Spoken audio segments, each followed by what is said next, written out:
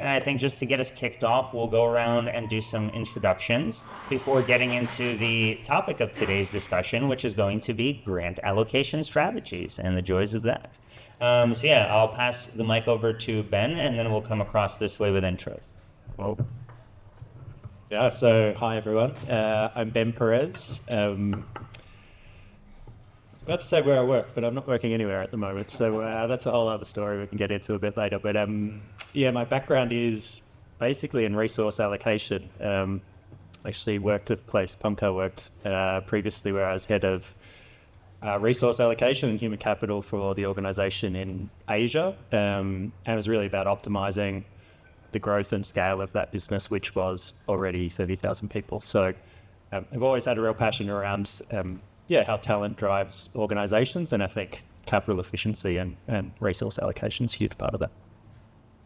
Hi everyone, I'm James. I'm the head of community at Octant. It's a platform that's running grant rounds every 90 days from the yield from large ETH treasury that's been staked. I'm more experienced in the social side and thinking in a lot of ways how we can use our resources towards community growth. At least that's what I'm focused on. More of my experience in community building has been IRL, and so I've just been diving into this sort of thought processes over the last few years, but nevertheless had some really good experiences over the last year or so that I'm really excited to share. Awesome, thank you. We will also have Mr. Kevin Owocki, so I will just pre-introduce him once we're in the conversation, though I'm sure everyone here knows him. He left? Oh, awesome. All right, so maybe we won't have Mr. Owocki. But he is going to be doing a whole thing on Thursday at the Regen Hub on a capital allocation book. So, pre-plug for that, I guess. But I'm Eugene Leventhal. I'm currently Executive Director of Metagov, as mentioned in the previous discussion. And just very excited to kind of get into thinking about these different allocation mechanisms and kind of what are some of the pros and cons of different ones. And so I think to maybe get us kicked off, it would be interesting hearing from both of you with your own experience of grant programs or any funding allocation environment, what have been the kind of mechanisms that you've seen used in the places you've worked? Sure. So we've been running community-based grant rounds, most recently using, unfortunately, a plutocracy that was largely a decision because we weren't confident really yet in the anti-Sybil solutions that are there in the market. And if you're not aware, we actually had that blow up in our face within our most recent round. Something that we were already aware could quite possibly happen and ended up happening, so that lit a fire under our team's butt to move towards a more democratic approach for allocating. So we're moving towards quadratic funding for this upcoming round that starts next week. And that obviously has a lot of benefits to where our community isn't going to feel that they're being pushed away unless they have access to large amounts of capital. So from my perspective, it's a really good community building tool, and we've already been seeing some early stage growth around that. Beyond that, I would say the plutocracy was not so much of a community building tool from the community perspective, but it has been really good in driving relationships with the partner programs and the public goods that we've ultimately been trying to fund. So definitely some good results from that at an early stage. Absolutely. I was working in a place called Pocket Network, and essentially these grant mechanisms were a way of us bootstrapping, how do we implement the organizational strategy through the community. I think that is like a really important thing to have coherence between. A lot of grant allocation strategies that I see today seem to be disconnected from business strategy, and in fairness, because maybe there isn't a business strategy sometimes. I think there's probably more strategy in the grant allocation process sometimes than the organization at large. So, I think that's a really important part of it. And then I think it's a system of grant allocation approaches that is needed. Some grant approaches I think are better than others, stronger than others in some areas. And therefore, it's more not one. It's like, what is the system of grant allocation strategies you want to put in place to get to where you need to go? So, yeah, I think Kevin back now, but yeah, that's how it's done. Cool, thank you. And welcome to Mr. Kevin Owocki joining us. You want to give a quick intro? Hey everyone, sorry I'm late. I'm a bit of a calendar mix-up. My name is Kevin Owocki. I co-founded Gitocoin. Yeah. Cool. Nice and simple.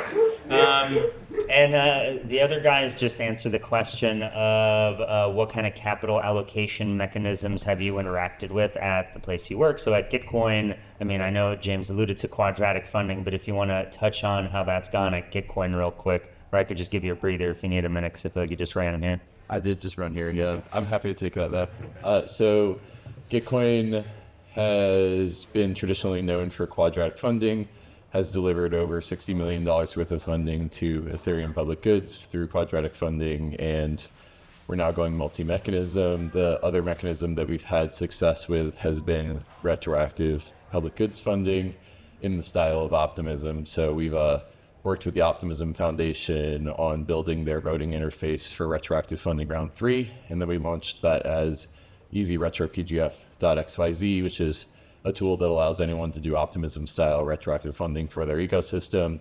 And we've also been involved in the round 4 voting interface, which is an impact metric based system where you basically vote based off of impact metrics that you want to reward. And we're going to add that to the Easy Retro PGF business line in the future. And yeah, there's a long tail of mechanisms that I dabble with and hope to bring to the Gitocoin product suite at some point in the future. But there's sort of a long tail of frontier mechanisms that I think could become the next QF or retro PGF in the future. Great, thank you all. And my own experience has very much been around research funding and research grants. So throughout the conversation, I might try to pepper in how in some of these different mechanisms, different use cases, whether certain public good applications or things like research, how that actually fits into and may or may not be well supported in certain structures. But I think to kind of start the discussion, it might be interesting to even zoom out a level. And right, it's already been mentioned multiple times, but grants are one aspect of capital allocation more broadly. And so I'd be interested in hearing how you all think about do you have clear definitions of where grants start and end? And, you know, is like hackathons a pre-grant thing and then you grant and then you do VC, or, you know, like, do you have your own mental models of what is the potential flow of these type of allocation strategies at a high level? Start back. Go first. Yeah. So I think ultimately resource allocation is about having the right person in the right place at the right time for the right price. And I think that's like just a really simple way of thinking about it, and probably indicates, to me at least, that it really does start with like what you're looking for in terms of the talent you're trying to attract. I think sometimes we can be thinking about how these strategies maybe reward the people that turn up, and I actually think with resource allocation it's usually a combination of allocating capital and allocating human capital. So I think it is really core to like how businesses operate, but I think it's on a level with really understanding like what is the talent strategy, what is the people strategy you're looking to implement, and it's really complementary to that. Yeah, I think for us, we've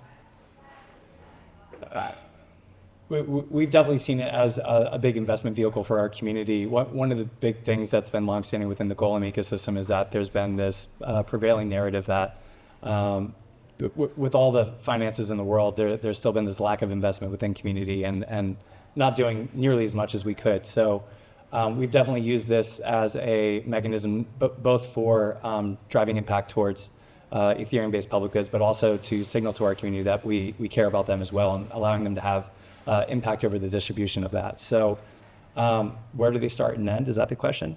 Yeah.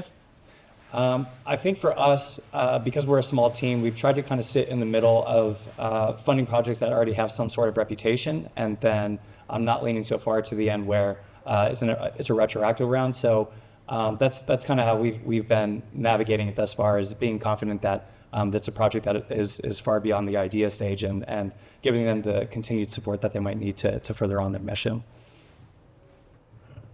Yeah, so where did grants start and end? Well, I think that one of the ways that I like to think about this is through an allegory of like the internet. And I think that the internet fundamentally changed society because computers could now send information across a computer network, and anything that relied on information was revolutionized because of the internet. So entertainment, media, politics, we didn't have social media before the internet. And, I think like a similar thing is happening with finance, where we now have the internet of finance and we can send scarce value across a computer network, and that's going to change everything that relies on finance. And so the like allegory here is like, jobs and investments and capital allocation and grants. And so I think that like if you in the 1990s had asked someone to predict the things that we just take as commonplace today, things like Twitter and TikTok, it would have just like blown their minds to think of how like information messaging has evolved. And you think about the lineage from snail mail to email to IMs to Twitter and then like TikTok, and I kind of think of there's like a similar going to be an evolution of capital allocation where we're going to go from like grant offline grant programs to online grant programs to on-chain grant programs, and then whatever's after that, whatever's even over that horizon, we wouldn't call it grants because it's just like so far over the horizon. So I think that we're in like the first or second inning of capital allocation, and that being rewritten by the on-chain internet, and it's gonna get weird. I'm here for it. Yeah, when you said what comes after on-chain, that's scary, like DNA encoded with Neuralink or whatever crazy nonsense will be proposed. That's your idea. Yeah. Oh no, we're recorded. But yeah, I think it's also interesting that the three of you have kind of both had a specific experience very deeply rooted in initially one type of mechanism and various kind of either changes in what you used in your program, or especially I know you also are releasing a book officially in 2 days, right? Today's Tuesday, on capital allocation mechanisms. So I think it'd be interesting to hear with the mechanisms that you have worked with in your ecosystem, what prompted you to think about a new one? And kind of what was it that was lacking, and just like please define which was the one you were using, what was kind of lacking, and what did you end up switching to or at least considering? So yeah, Ben, would you mind kicking us off? I can kick that off. Yeah.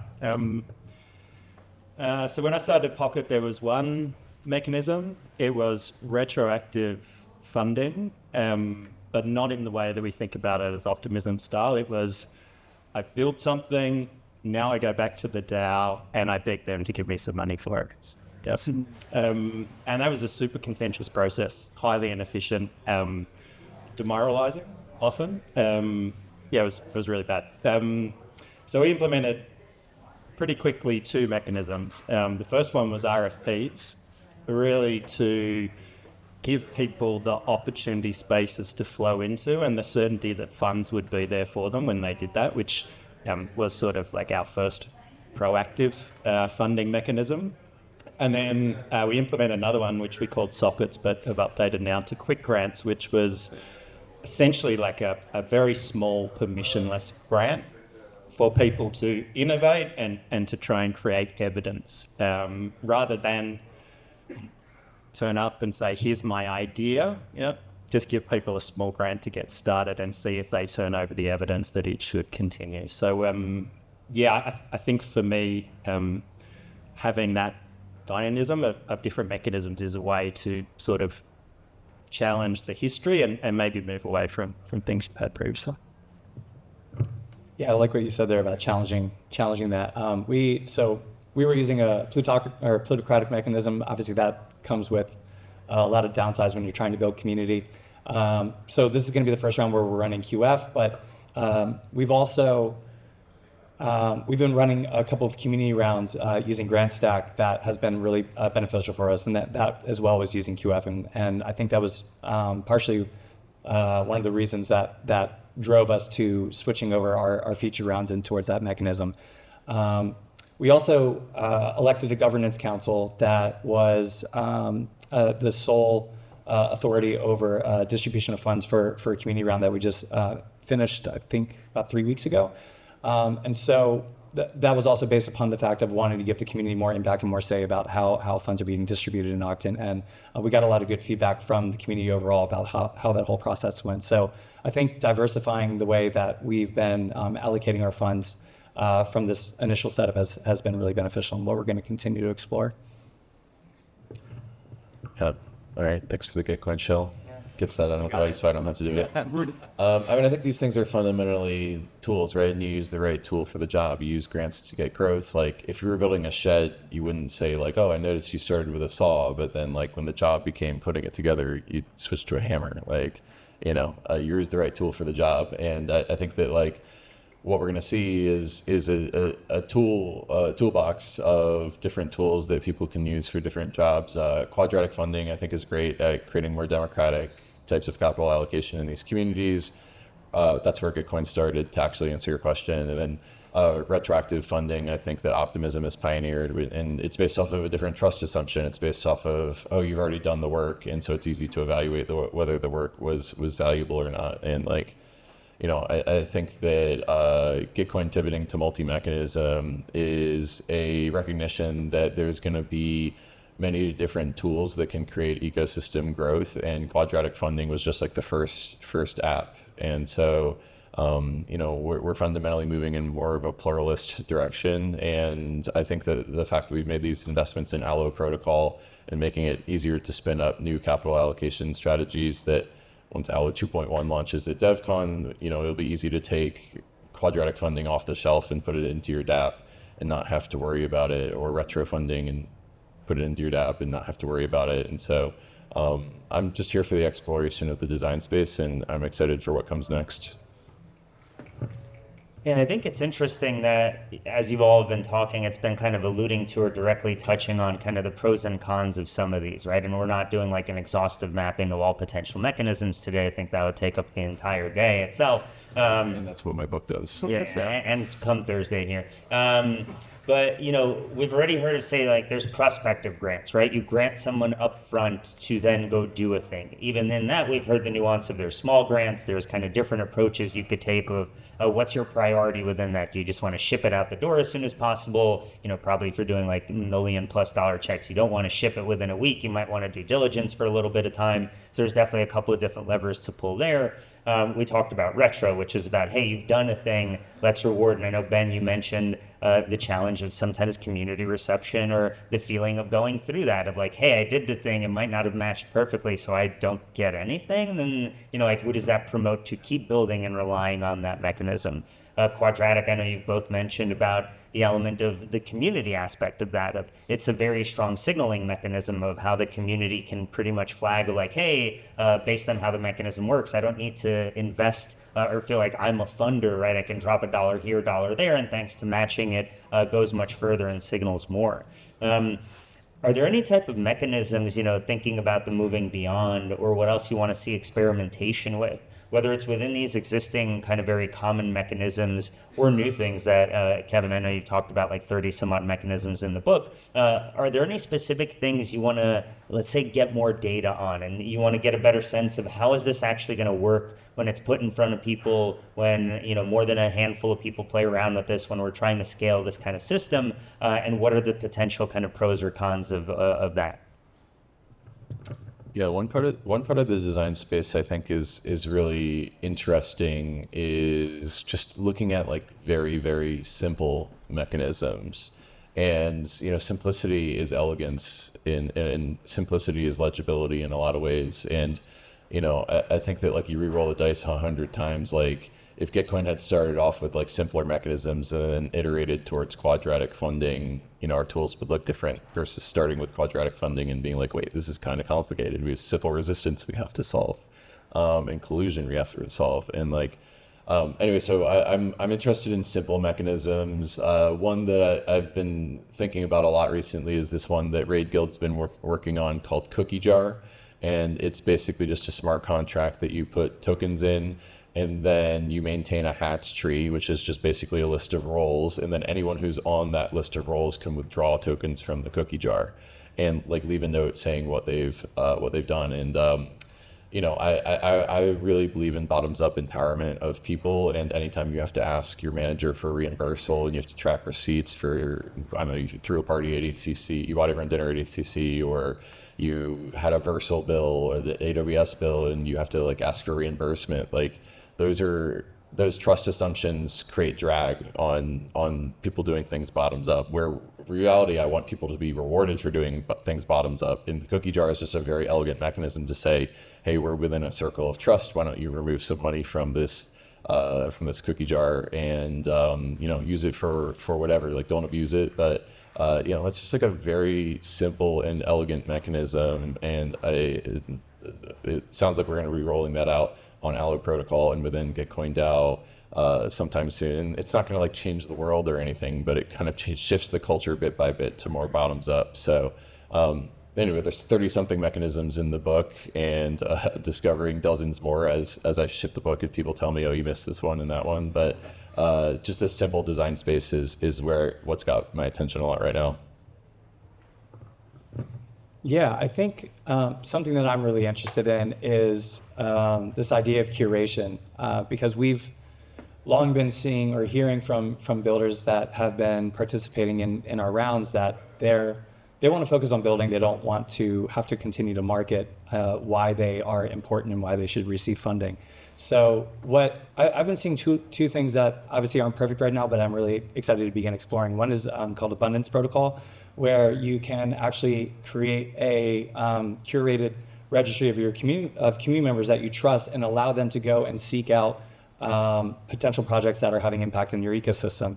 And he's doing this through the Farcaster protocol, and he's designing a lot of the social value that you can get out of a social network like that into the equation.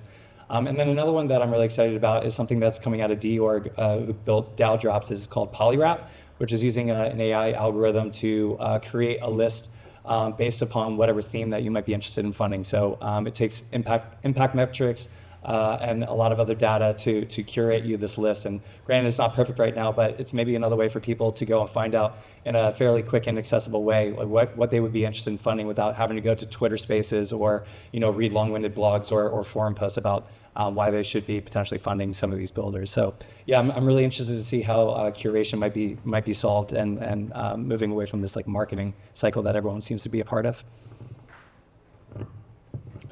They both sound really cool, so I'm looking forward to reading up on those. I think I'm quite aligned with Kevin. I'm really excited about permissionless style grants. My reason for being in this space is that there's a lot of gatekeepers in society today that decide who has access to opportunities, and I think reputation and permissionless systems can be a way for overcoming that. So I think there's different parts of that. Can sort of break it down. One area that I'm interested in is reputational staking, where there's sort of no barrier to starting, but then some staking around your own reputation and how that's impacted by the results that you put on the board. And moving more towards this evidence-based approach. I think evidence over confidence or marketing or whatever people use to sort of get funded today often is going to be a much better and more healthy way for us to go for.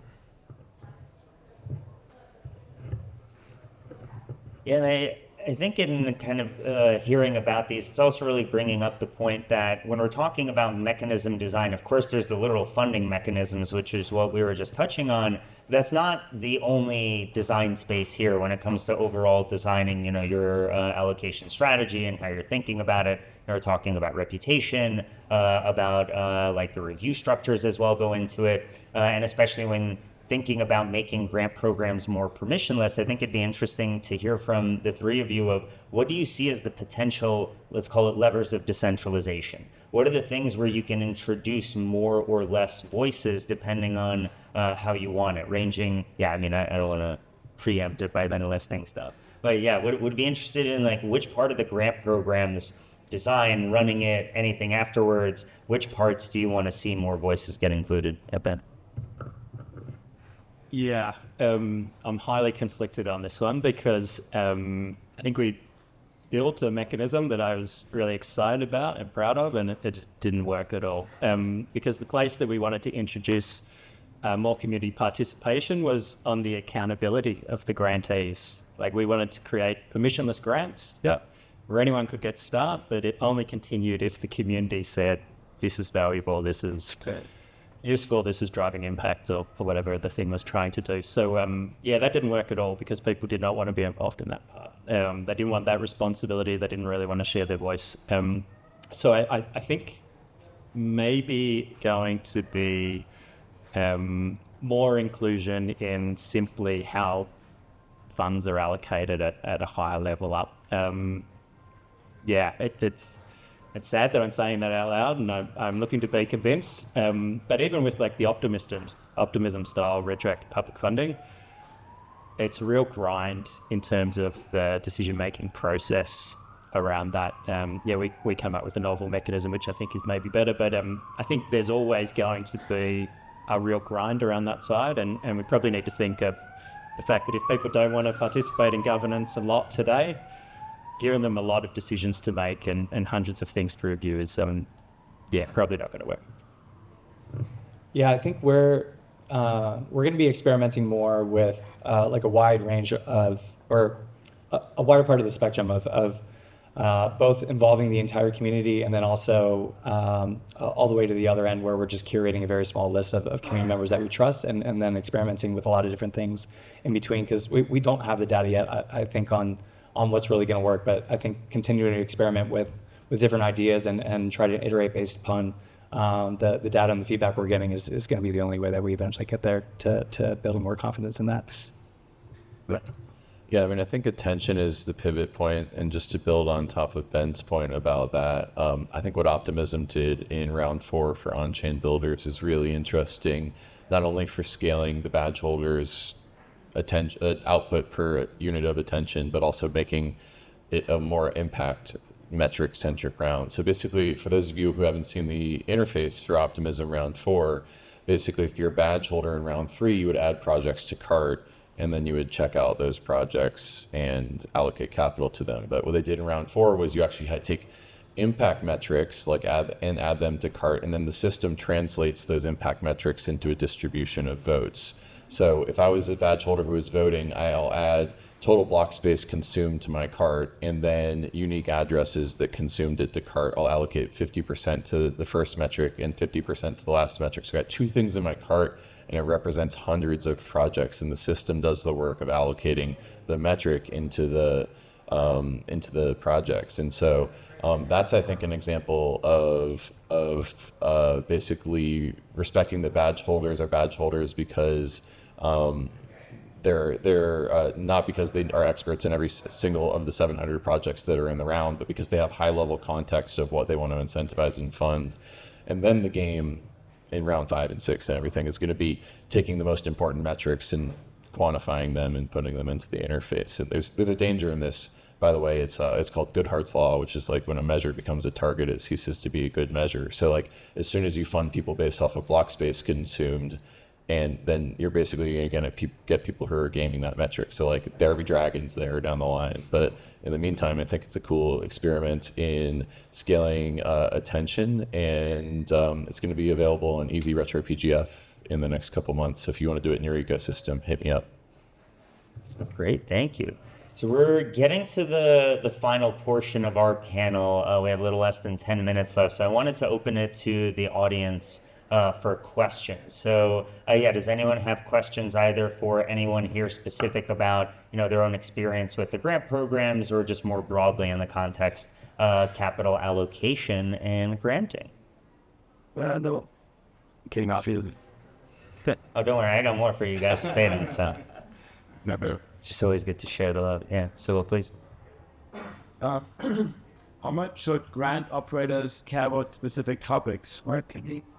How much should grant operators? Yeah, like if they care about what is important, if they have an idea of what's important for the ecosystem or for the overall, like of course there's a big vision for every grant program, right? There are goals for the entire grant program, but if a grant operator as a human has certain topics that they care more about, that gives them more context, that gives them more insight, more perspective, but it also gives them a bias.